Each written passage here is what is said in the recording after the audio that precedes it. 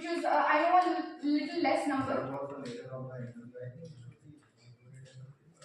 So actually, I totally agree, but then we had a time crunch, so I could not.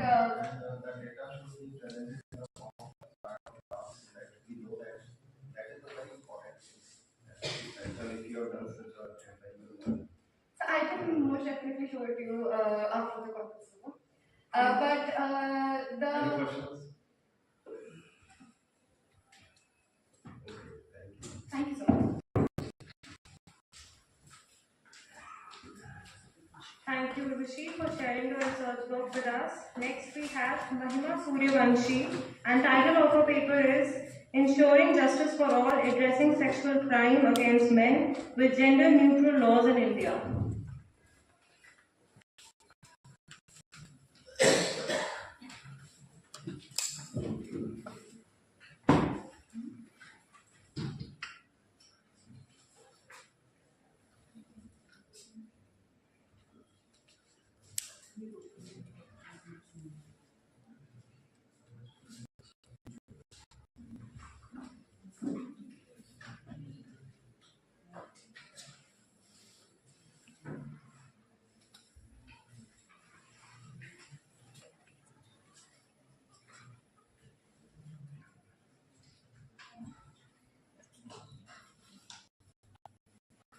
Good afternoon, respected judges and my dear friends.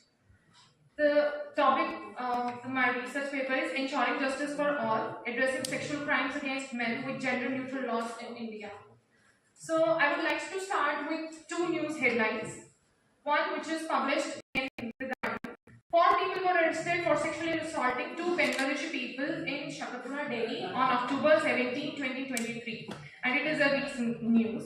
Next one is 4 girls were charged to sexually assault a boy in Jalandhar, and this is news of December 2022.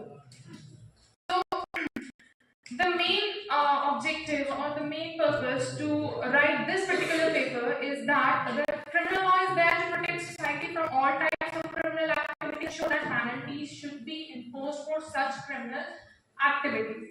Now the question arises is, हम लोग बात करते हैं अपने ensures us equality under Article 32, equality before law, or under Article 15 we get that there should be no discrimination on the basis of sexual caste, creed. So where is equality in our sexual laws? The laws which are available for crimes. I think the hypothesis that Indian laws available against sexual crimes are women and children centric, whereas men as a victim of such crimes do not come to in the ambit of these particular crimes. Next, I have taken objectives to discuss the national and international laws available against sexual crimes, to analyze the situation of men as rape victims in India, to discuss the role of judiciary in protecting the rights of men, and next, now India being a signatory in UDHR, and we all know that हमारा जो constitution है, most of the provisions of our constitutions have been taken or have been taken from UDHR, that is Universal Declaration on Human Rights. It talks about freedom from discrimination, right to recognition before the law, then right to equality before the law, and then access to justice. So the men are not addressed as victims of sexual crimes in our country, and even after the reports of 176 law report and the Justice Verma Committee's report, we still lacking these laws. Even the newly introduced law, that is Nyaya Sanhita Bill, which will be applicable from 1st of July 2024, does not contain section 63 to 73. They all are related. If we talk about the developed nations, the USA, Code 920. If you know about the 920s, they have state codes. Actually, this is Texas statute. जो बात कर रहा है Article 120 की, वो कहता है rape and sexual assault. The word used in the article is person. जो कोई gender specific नहीं है, just person. Second is the United Kingdom. जहाँ से yes.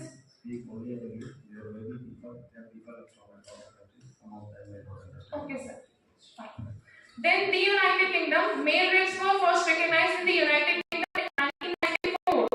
In 2003, the Sexual Offences Act was passed by the legislature, making rape a crime that was considered to be gender neutral laws. Then Canada and Germany, and the list is so long. Then Philippines, Denmark, they are also included. If we are talking about Viksit Bharat, that is 2047 goals, then we must include these goals as well in those purposes, those five that they have taken to, that the Prime Minister has taken in that particular agenda.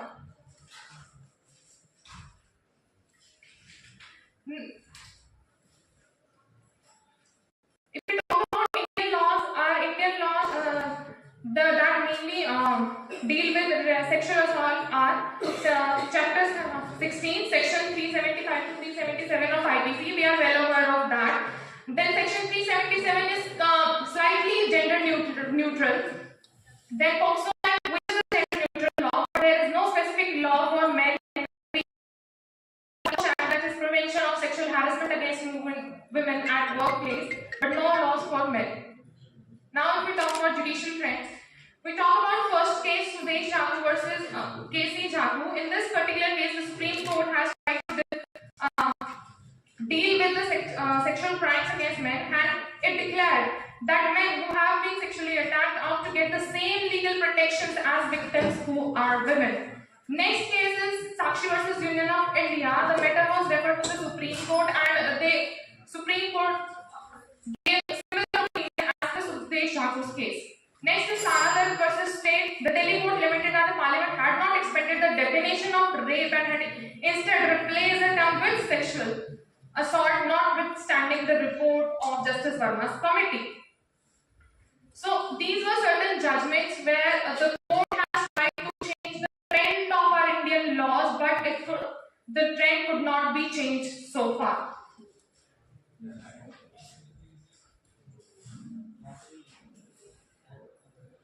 So here is the quote written by Aldous Huxley. It says that facts do not cease to exist because they are ignored.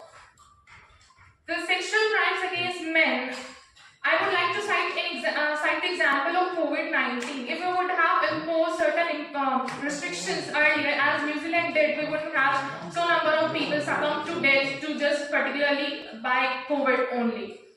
Now, I do not state that these laws must be introduced in a strict sense by neglecting the needs of women, but these must be introduced with universal applicability in the mind, excluding or omitting gender-specific circumstances from the codified law. I also emphasize on this particular thing that the phrase shouldn't be women empowerment but human empowerment. Thank you.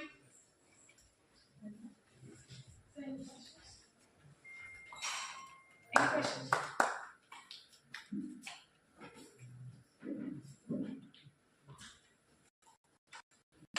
Thank you, team, for sharing your research work with us.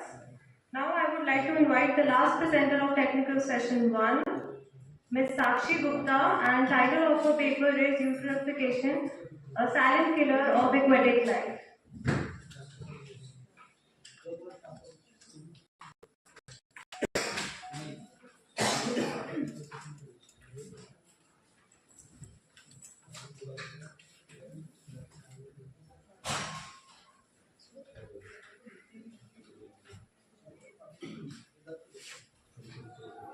So there is a saying, the absence of anything is harmful.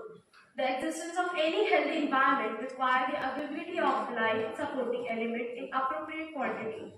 If any element is available in excess quantity, it will hamper other elements and maybe badly affect the ecosystem. Eutrophication refers to an excessive supply of nutrition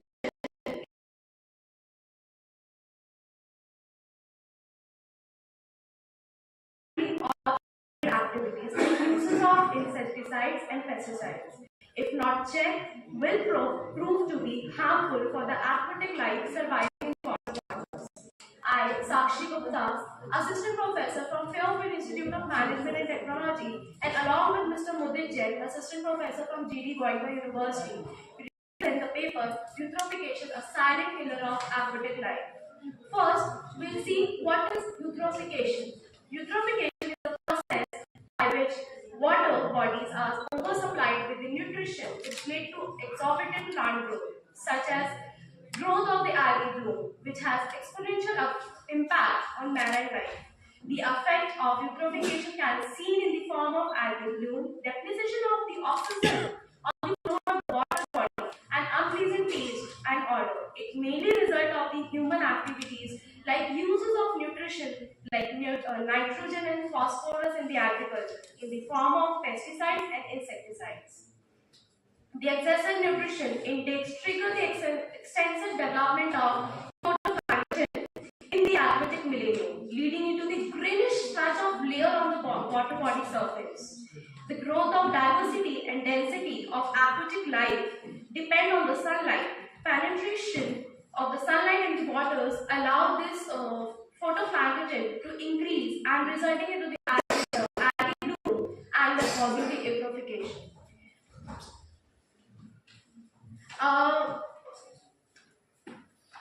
With the increases in the greenish slime layer prevent the sunlight from entering into the water and thus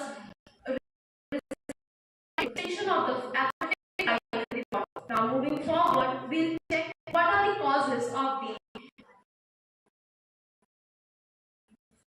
human activities noted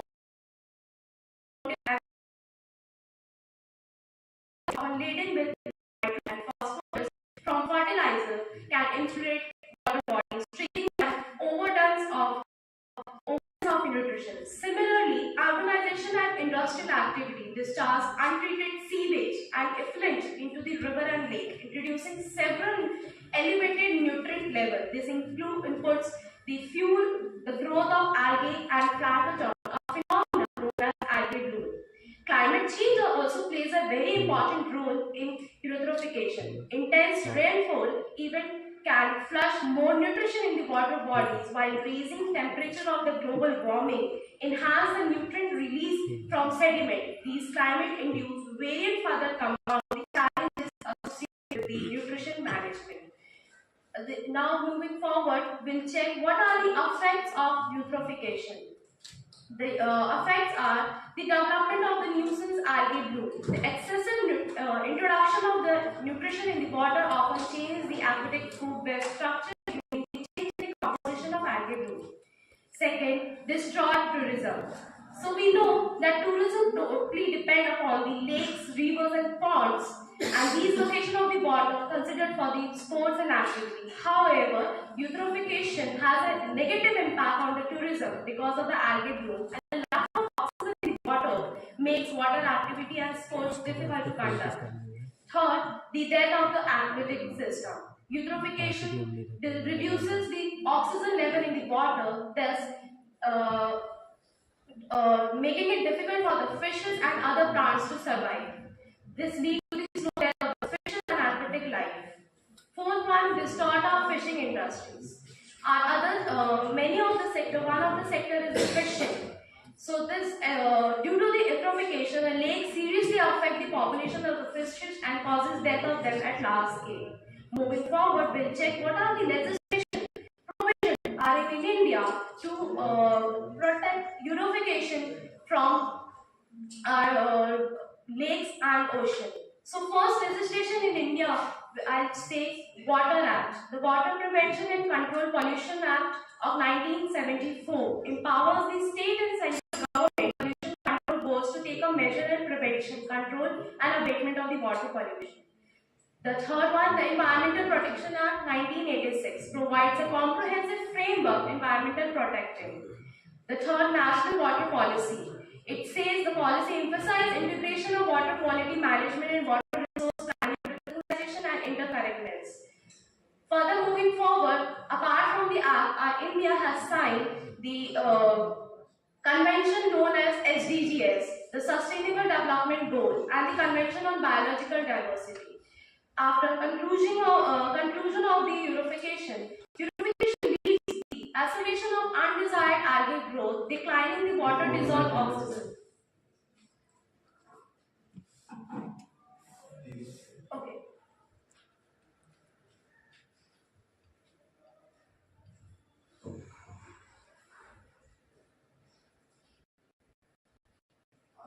Okay. So concluding to eutrophication isolation of undesired algal growth, declining the water-deserved oxygen, killing of aquatic life. The law being formulated from preventing purification is not affected mainly due to the human action like agriculture law, which need to be killed.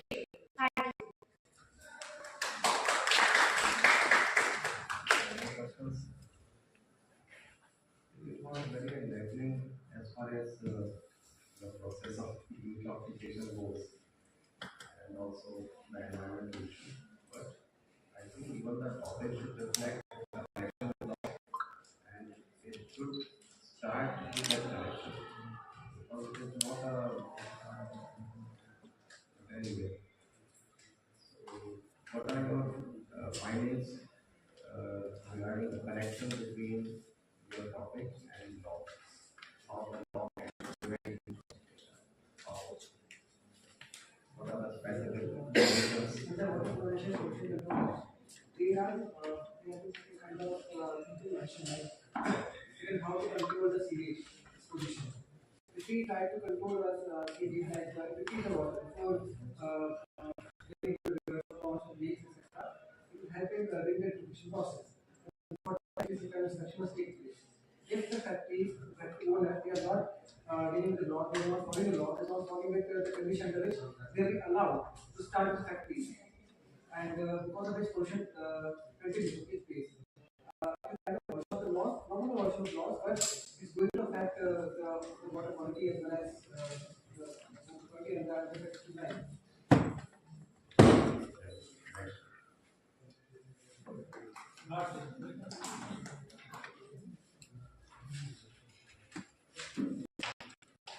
Thank you, team, for sharing your research on eutrophication. I would like to thank all the presenters for sharing their valuable insights and knowledge. And now I request Professor Dr. S. Prasannanshu, chairperson for this technical session, to please throw some light on this technical session and conclude it. Welcome, sir.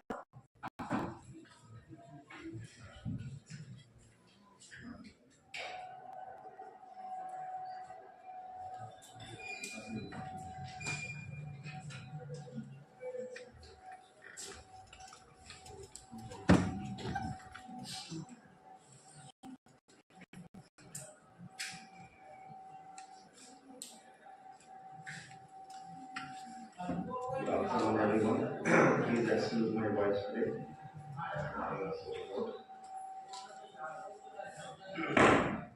I won't take much time.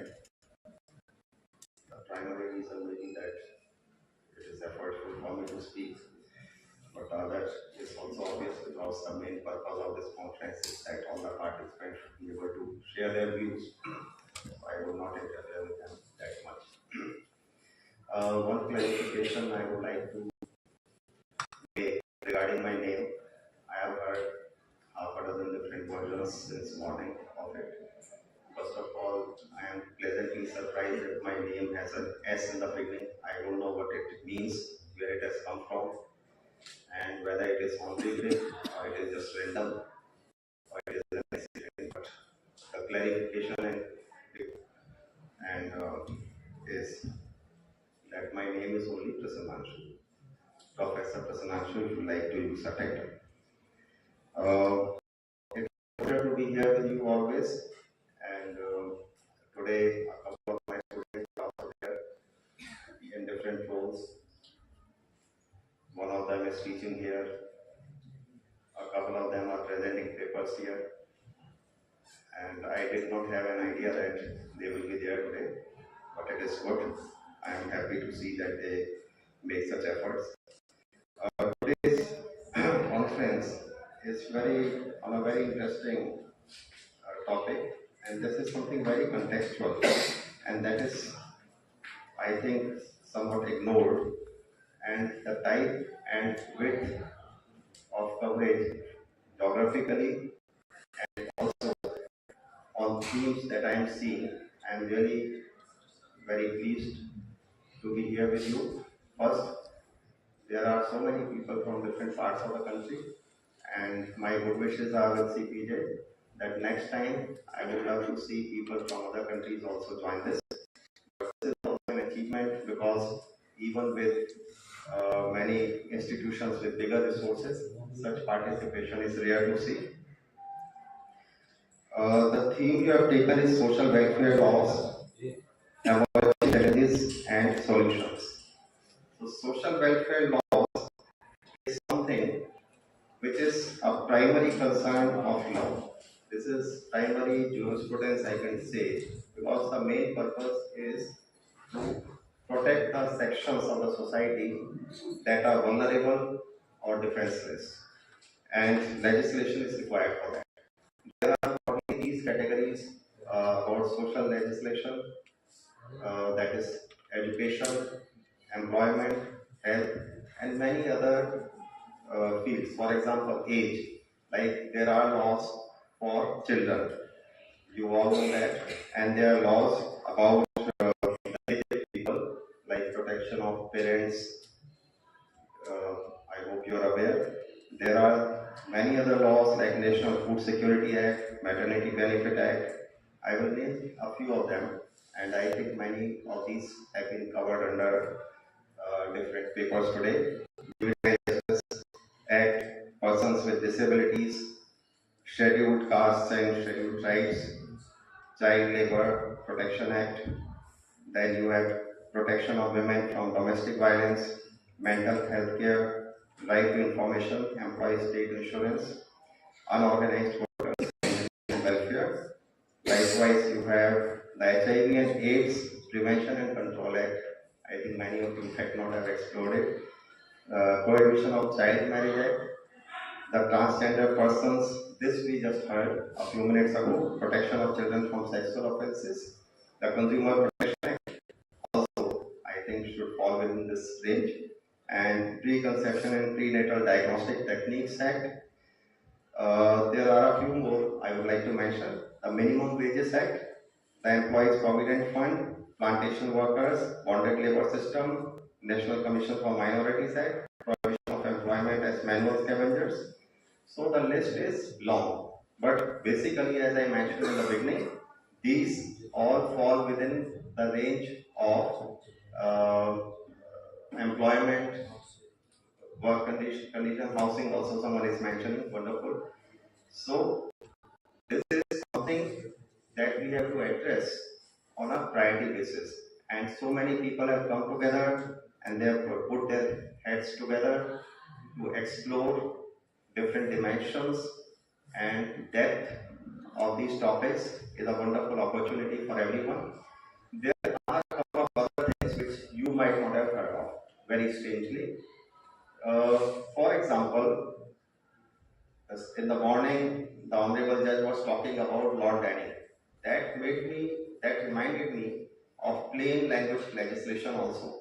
I think that should also fall within the purview of this discussion, because plain language legislation is required, and also consumer protection, although that's a different field of jurisprudence, but still, that is about protection of the vulnerable section of the society. Like the consumer is a vulnerable section in many situations.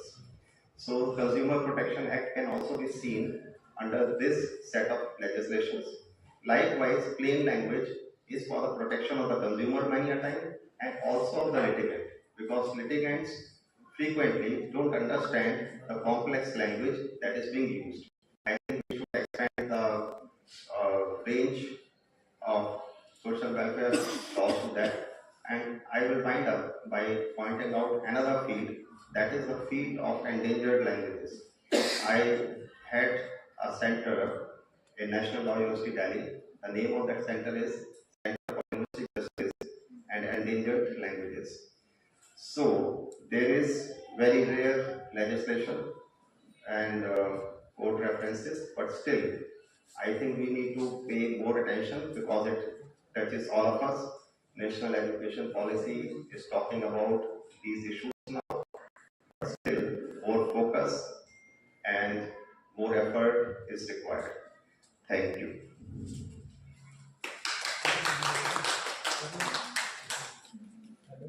Thank you, sir, for your words of wisdom and for taking out your valuable time for today's conference.